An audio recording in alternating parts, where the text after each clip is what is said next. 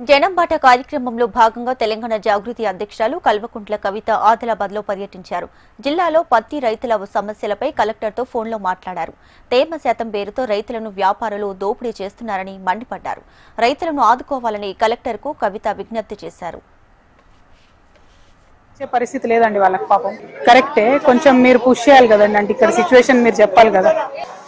Absolutely I'm aware of that. My only request is okay no my only request is collector గారు, మీరు పంపారు కాకపోతే ఇక్కడ already వాళ్ళు మొత్తం ప్రైవేట్ వాళ్ళు కొంటున్నారు. మార్కెట్లో వీళ్ళు బంద్ చేసిండ్రు. సో ఒక్కొక్క ఫార్మర్ కి మినిమం 50,000 లాస్ తో నమ్ముకొని పోయే పరిస్థితి వచ్చింది.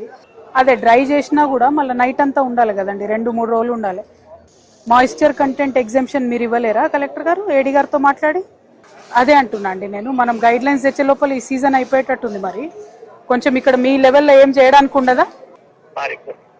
నన్ను మాట్లాడమంటారా మినిస్ట్రీ ఆఫ్ టెక్స్టైల్స్ తో?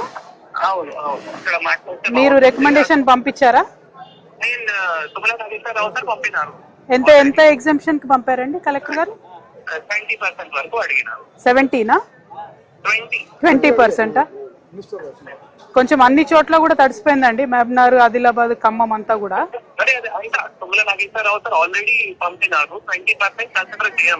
మరి ఇవాళ కొంచెం మార్కెట్ షట్ డౌన్ చేస్తారా అట్లీస్ట్ వాళ్ళ నుంచి మీకు రిజల్ట్ వచ్చేంత వరకు?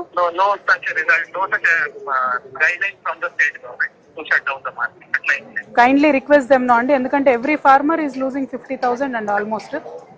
ఒక్కసారి స్టేట్ గవర్నమెంట్ అడుగుతారా మరి?